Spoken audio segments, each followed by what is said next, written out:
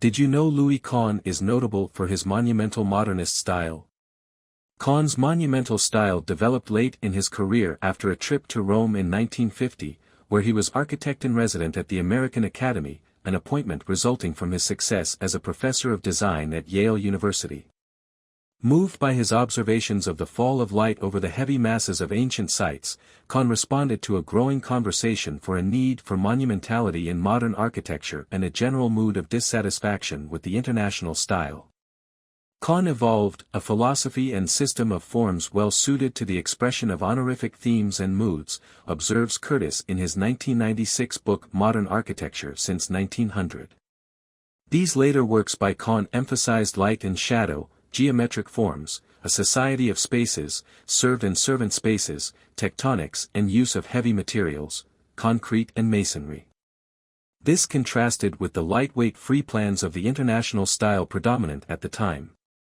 In his book, Curtis introduces Kahn as a modern master and speaks of Kahn's foundations in the classical tradition of the Beaux-Arts, having been trained at the University of Pennsylvania by Paul Philip Cret. Born in 1901, Kahn's earliest influences included a castle, a church, and bell tower on his birthplace island, Surama in the Baltic Sea, where he immigrated to the United States from in 1905.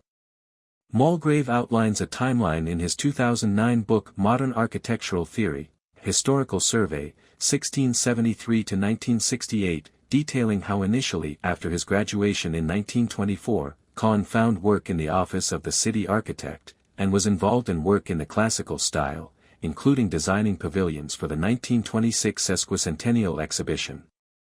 However, economic downturn post-World War I and leading into the Great Depression, resulted in a period of unemployment for Kahn, along with many architects, until such time as he gained employment working in the international style on prefabricated low-income housing, work that was supported by federal funds as part of President Roosevelt's New Deal policies. Frampton in the 5th edition of World of Art, Modern Architecture, 2023, further sets the stage for Kahn's style evolution, a 1944 symposium and manifesto devoted to the growing need for monumentality, and Kahn's 1945 essay written in support and response.